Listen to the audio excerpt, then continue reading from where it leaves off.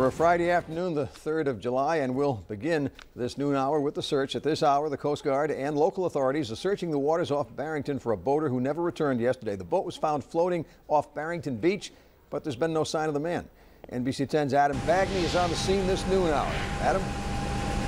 Well, Frank, I just spoke to the fire chief within the last hour, and he told me that the Coast Guard portion of this search has ended. And that's because if this man is still out there, they feel like they probably would have found him by now.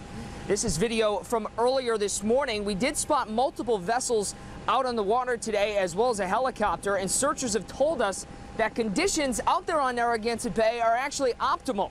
It all started, though, late yesterday when family reported the man missing around 5:30. His boat was found anchored about 500 yards offshore behind Barrington Country Club. Police have not yet released his name, but NBC 10 has learned his name is Stas Antons. That's a photo of him. He's a member of a local triathlon team as well. NBC 10 also spotted a pair of women who were separately questioned on the beach last night, one of whom was the missing man's wife, but authorities won't say what was discussed there. Here's the chief now, just a couple minutes ago, on why this search is being scaled down.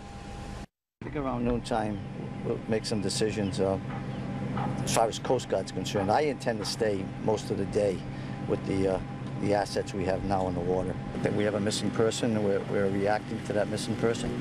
Is it fair to say, though, if someone was swimming, you most likely would have found them by now? If someone was swimming, I'm sure we would have found someone by now if that was swimming, yes.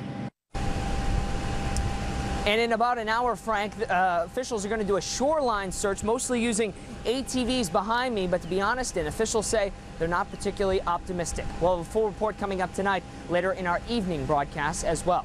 Until then, we're live in Barrington. I'm Adam Bagney, NBC 10 News.